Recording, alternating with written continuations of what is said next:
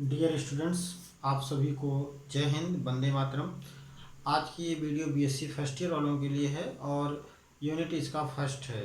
और आज हम लोग जानेंगे कि व्यावसायिक जो सेना होती है और व्यावसायिक सेना कौन सी है और उसका क्या कार्य है, क्या क्या कार्य वो करती है।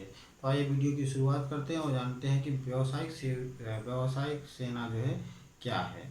तो व्यावसायिक सेना, जैसे कि व्यावसायिक राष्ट्रीय सेना जो है, ये नाम से ही स्पष्ट होता है कि व्यवसाय मतलब पेशा। कोई भी व्यवसाय, जैसा कि इस सेना का व्यवसाय ही है कि राष्ट्र के लिए या राष्ट्र धर्म की रक्षा के लिए युद्ध करना।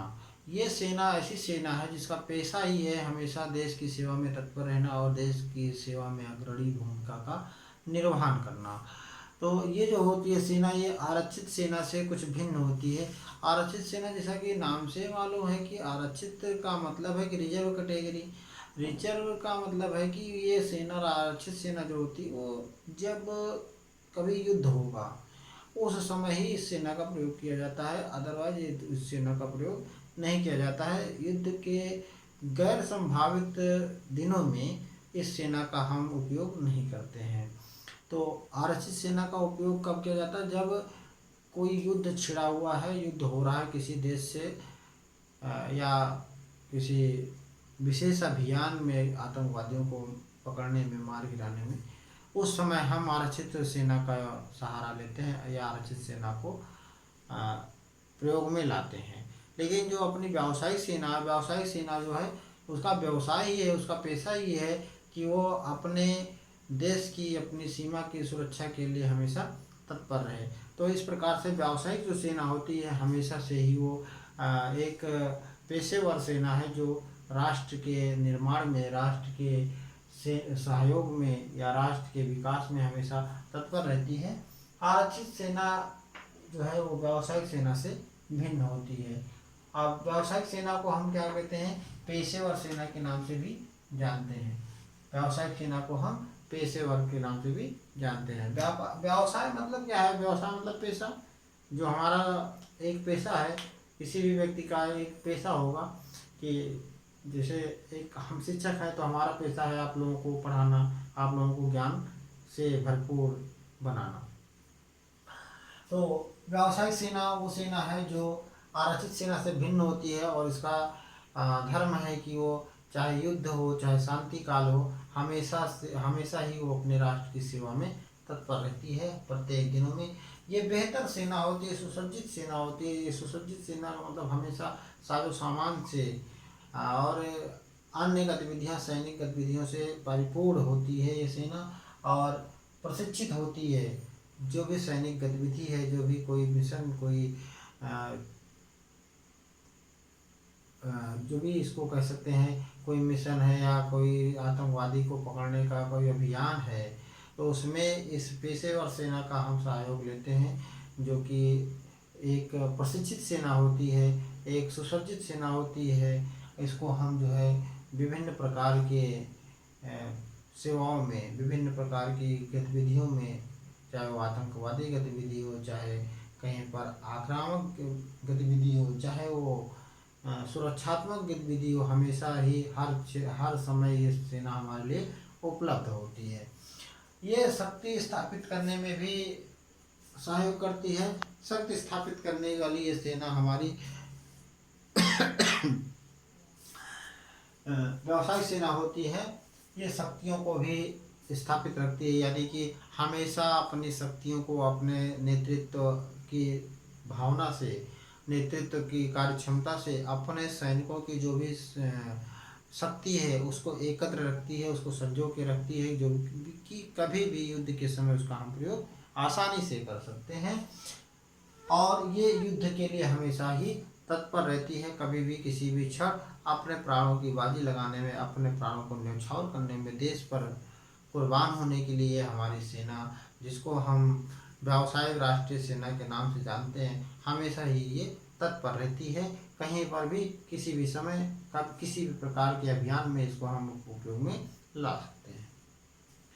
आगे बात आती है ये युद्ध और शांति काल दोनों ही परिस्थितियों में बताया, जैसा कि हमने, चाहे युद्ध हो चाहे कोई शांति काल हो, कि जब युद्ध ना हो रहे हों तब भी ये हमारी सेना अनेक प्रकार के अभियानों को चलाकर देश के विकास में, देश को एक नई दिशा, एक नई गति देने में हमेशा ही ये राष्ट्र निर्माण में सहयोग को बढ़ावा देती है।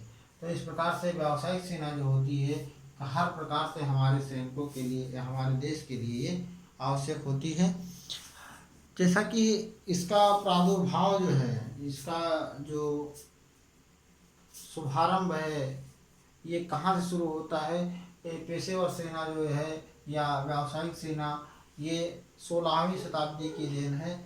कब की है? 16वीं शताब्दी की देन है ये। और ये 16वीं शताब्दी में कहाँ से इसका शुभारंभ हुआ, कहाँ से इसकी स्थापना हुई? तो ये हुई इटली से। इटली के 5 देश जो थे, 5 राज्य जो थे, वो आपस में बहुत ही वैमनस्य की भावना रखते थे, बहुत ही असहयोग की भावना रखते थे और वो आपस में हमेशा लड़ा झगड़ा करते थे। इन्हीं लड़ाई झगड़ों के बदौलत 5 राज्य जो थे वो इन्हीं 5 राज्यों के आपसी मतभेद के कारण ही हमेशा इनमें लड़ाई झगड़ा हुआ करता था। और इसी समय इसमें एक राष्ट्रीय सेना या पेशेवर सेना का उद्गम हुआ इसका जो है 16वीं शताब्दी में। बाद में ये रूप जो है 16वीं शताब्दी में हुआ। और जब ये 5 राज्य जो थे आपस में असहयोग की भावना से रहते थे, हमेशा से ये लड़ा झगड़ा करते थे, तो इसका कहाँ पे शुभारंभ हुआ? इटली में शुभारंभ हुआ। इस गतिरोध का, इस जो लड़ाई का दौर था 5 राज्यों के बीच में, उसके बदौलत ये राष्ट्रीय या व्यावसायिक राष्ट्रीय सेना का प्रादुर्भाव हुआ। और इटली की दुर्दशा को देखकर जो निकोलो मैकियावेली था वो सहन नहीं कर सका, क्योंकि उस समय वो सचिवालय में सचिव के पद पर भी नियुक्त था। और फिर उसने एक ऐसी भावना, एक ऐसा विचार प्रकट किया कि जिससे देश का या राष्ट्र का हमेशा से ही उद्धार हो सके, उसकी सुरक्षा हो सके, उसको एक नया आयाम मिल सके, नया एक उसको गति मिल सके कि हमेशा ही सेना उसके पास उपलब्ध रहे। तो व्यावसायिक सेना का उद्भव जो हुआ या व्यावसायिक सेना का जो दौर आया या शुभारंभ जो करने का विचार आया, वो निकोलो मैकियावेली के द्वारा आया। और निकोलो मैकियावेली ने वैसे जो भी इस तरह की सेना थी उसके बारे में कई एक विचार व्यक्त किए, जिसको इस व्हाइट बोर्ड के माध्यम से इंगित कर देना उचित समझ रहे हैं। निकोलो मैकियावेली जो था वो इटली का जो महान शास्त्रीय विचारक निकोलो मैकियावेली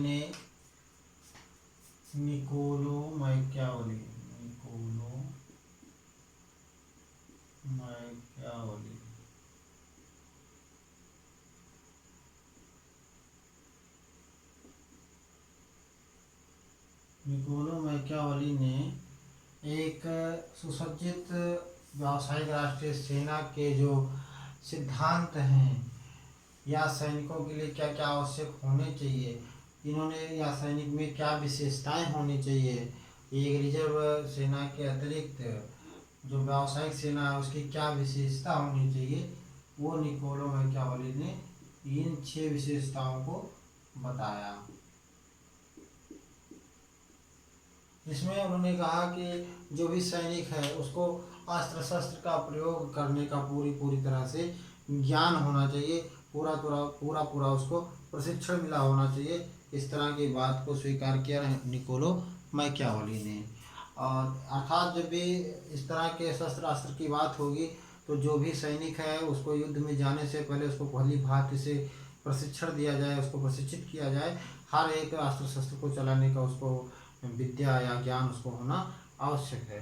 दूसरी चीज़ बताया, उच्च प्रशिक्षण द्वारा जो भी सैनिक हैं उनको उच्च गुणवत्ता के उच्च प्रशिक्षण के दिए जाए, और जिससे वो अपने सेना के जो उच्च पदाधिकारी हैं उनको सम्मान दे सकें, उनको अच्छे से प्रतिष्ठित व्यक्ति को कैसे सम्मान देना है इस चीज़ को सिखाया जाए, बताया जाए, जिससे कि उनमें एक सम्मान करने की भावना का विकास हो। अगली चीज़ बताया उन्होंने, ऐसी शिक्षा दी जाए कि अक्षरशः जो भी सैनिक है उनको ऐसा प्रशिक्षण दिया जाए कि अक्षरशः जैसा भी कहा जाए उसका, जिस सैनिक को जो भी आदेश दिया जाए उसका वो खास तौर से उल्लंघन ना कर सके, कि जैसा भी अक्षरशः यानी कि क्रम, अक्षरशः का मतलब है कि जैसे कहा जाए वैसे ही बिल्कुल हूबहू उनको तुरंत करना है, उसका कोई भी निरादन नहीं करना है, कोई भी उल्लंघन नहीं करना है, कोई भी अमर्यादित कार्य नहीं करना है। कि जो भी सैनिक है प्रत्येक सैनिक को ऐसी शिक्षा दी जाए, ऐसा प्रशिक्षण दिया जाए कि वो उस आदेश का तुरंत ही एक अक्षरशः का मतलब वही है कि जिस तरह से कहा गया उसी तरह से बिना किसी तोड़ मरोड़ के उसको किया जाए। तो जो ऐसी शिक्षा दी जाए कि उसको जिस आधार पर, जिस बुनियाद पर, जिस चीज़ को कहा जाए करने को, उसी आधार पर, उसी बुनियाद पर उसको किया जाए। अगली बात आती है अव्यवस्था और अस्थिरता से बचने के लिए, यानी कि कोई अव्यवस्था ना हो, कोई अस्थिरता ना आए, इसके लिए निकोलो मैकियावेली ने बोला कि एक सेना जो है, चाहे जिस तरह से हमारे यहाँ 3 सेनाएं हैं, जल सेना, वायु सेना और नभ सेना, जल सेना, थल सेना और वायु सेना। तो इस तरह से जो तीनों सेनाएं हैं उसमें एक सेना में अधिकतम सैनिकों की संख्या 50,000 की इन्होंने बताया कि अधिकतम 50,000 सैनिक हो सकते हैं एक सेना के अंतर्गत, अगर अव्यवस्था और अस्थिरता उत्पन्न नहीं करनी है तो। अगली चीज बताई कि शांति काल में भी जब युद्ध जैसी स्थिति ना हो, युद्ध ना हो रहा हो, ऐसी स्थिति में भी हमारे जो सैनिक हैं उनको सक्रिय रखा जाए, उनकी जो कार्यविधि गतिविधियां हैं उनको हमेशा से सही रखा जाए, चालू रखा जाए, जिससे उनमें हरासमेंट ना हो, उस चीज़ का नुकसान ना हो, जो हमने प्रशिक्षण दिया उसका ज्ञान कहीं खो ना जाए, मिट ना जाए उनके बुद्धि विवेक से। इसलिए जब शांति काल में भी उनको अच्छे से उन चीज़ों का जिनका प्रशिक्षण दिया गया है उसमें अभ्यस्त रहना चाहिए, परिश्रम करते रहना चाहिए, और परिश्रम के द्वारा जो भी उनके संसाधन है उनमें और ज़्यादा विकास, और ज़्यादा उनमें डेवलपमेंट उत्पन्न करना चाहिए। इस प्रकार से इन्होंने शांति काल में भी, निकोलो मैकियावेली जी ने बताया कि शांति काल में हमारे सैनिक जो हैं उनको अपने साहस के लिए, अपने कार्य क्षमता को बढ़ाने का कार्य हमेशा करते रहना चाहिए। आगे चीज बताइए, जो शस्त्र जो भी दक्ष सैनिक हैं उन्हीं के द्वारा हमें युद्ध में विजय श्री को प्राप्त करना होता है। हमें आर्थिक संपन्नता के कारण युद्ध में विजय नहीं प्राप्त होती है।